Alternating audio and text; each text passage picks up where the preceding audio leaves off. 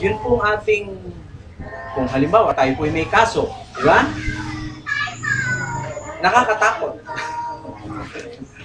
Kung tayo ay padadala ng sabpina, no? At tayo ay, ang tawag po doon ay summon eh. Patatawag ka para humarap ka sa paglilitis. Nakakatakot po yun, lalo na kung wala ka mang alam na ginawang kasalanan, at pagkatapos ay aakusahan ka, haharap ka sa paghukom, ano kaya ang mararanasan mo? Alam niyo sa Amerika, hindi lamang dito sa Pilipinas, dahil sa iba't ibang klase ng krimen, marami ang pumasok sa tinatawag nilang paghukom. Marami din ang napiit at bandang huli ay dumating sa kulungan. Ayaw natin ng ganyan, di ba? Ayaw natin ng ganyan. Pero alam ba ninyo mga kapatid, sa banal na kasulatan ay meron pong sinasabi na paghuhukom din naman na kung saan kayo at ako ay daraan. Ito pong aral na ito hindi natin maiiwasan dahil sa loob po ng banal na kasulatan, ang paksa po ng paghuhukom ay 1,000 beses na inulit-ulit sa Biblia. Mula sa lumang tipan hanggang sa bagong tipan, ang pagsapo ng paghuhukom ay itinuturo. Mahulagaya po ini, niya kailangan po pag-aralan tayo mo naman. Pero po bang magaganap na paghuhukom ayon sa banal na kasulatan o sa Biblia? Dito po sa Aklat ng Gawa, kapatid na Rodaline, ano ang sabi? Sapagkat siya'y nagtakda ng isang araw sa kanyang paghuhukom sa sanglibutan. Ayun.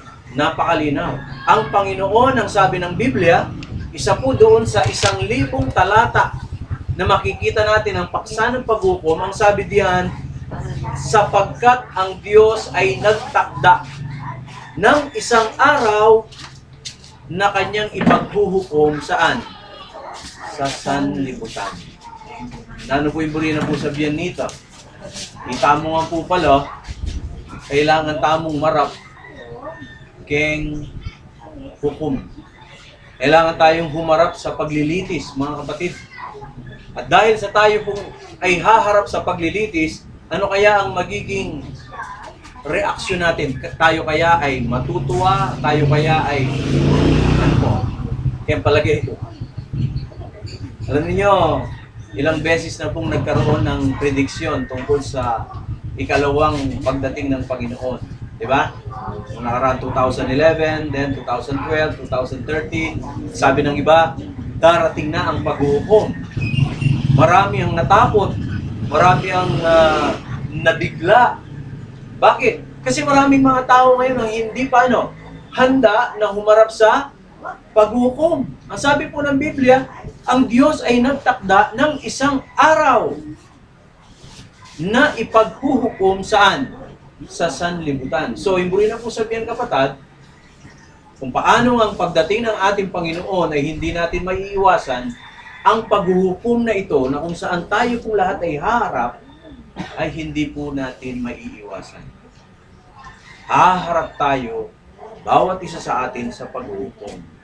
Kaya mga kapatid, bakit naman tayo dapat na maging interesado na dapat nating pag-aralan ng paghuhukom?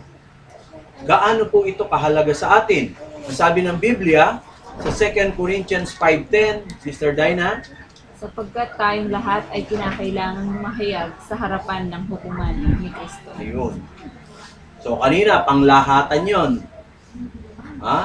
Lahat ng tao sa sanlibutan kailangan humarap sa paghukom.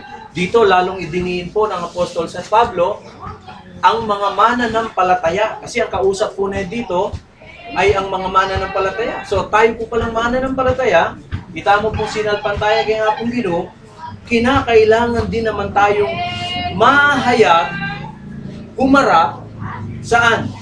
Sa hukuman ni Kristo. No? So napakahalaga po niya, kaya dapat pong interesado po tayo dito sa ating pag-aaral. Lahat po ng tao sa buong sanlibutan ay kinakailangang humarap sa paghukom na ito.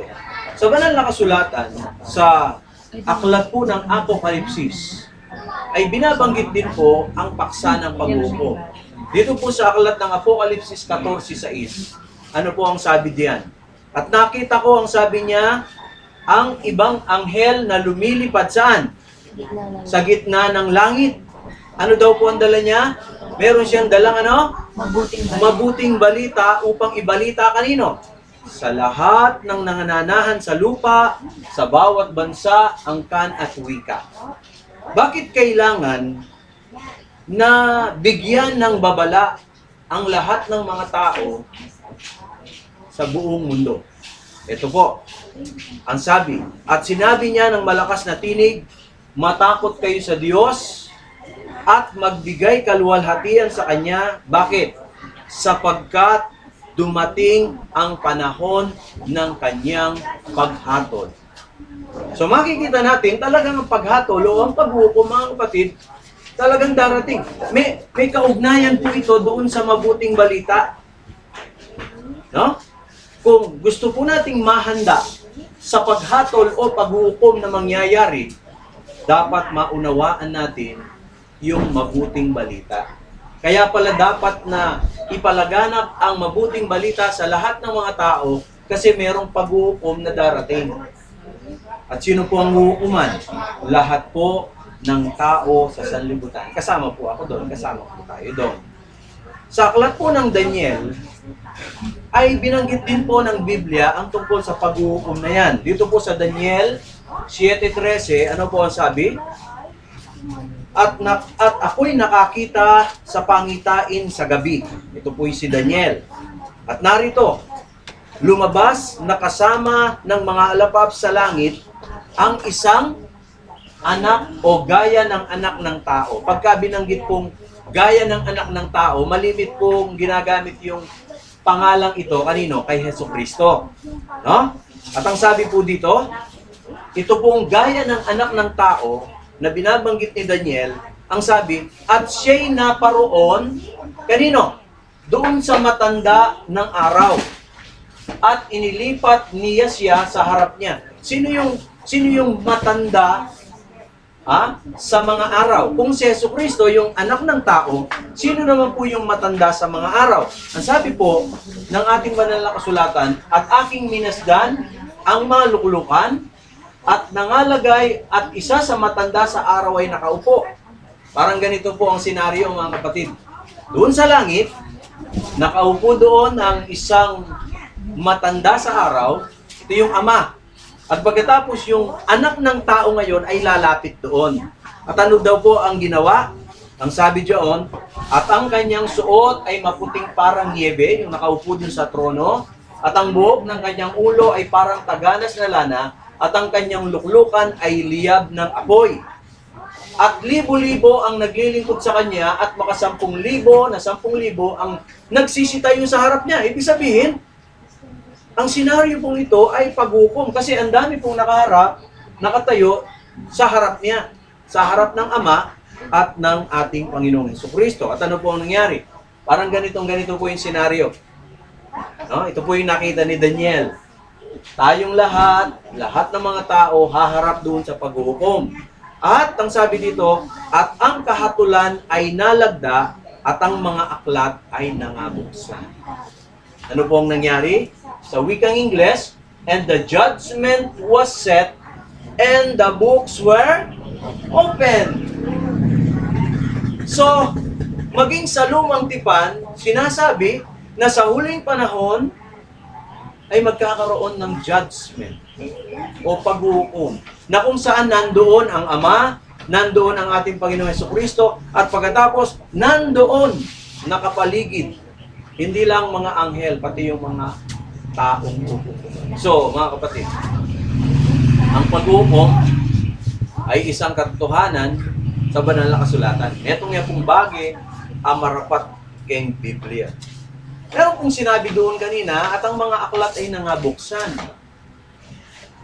Parang kagaya po sa trial, noong si Justice Corona ay umarap sa paglilitis. Meron po silang mga binubuksang mga, ano yun, Brother Carlito, yung pong patutuo, di ba? O, pepayaos daw po retang witness. At ano po yung sinabi ng mga witness? kung ano yung kanilang nakita, narinig. Di ba?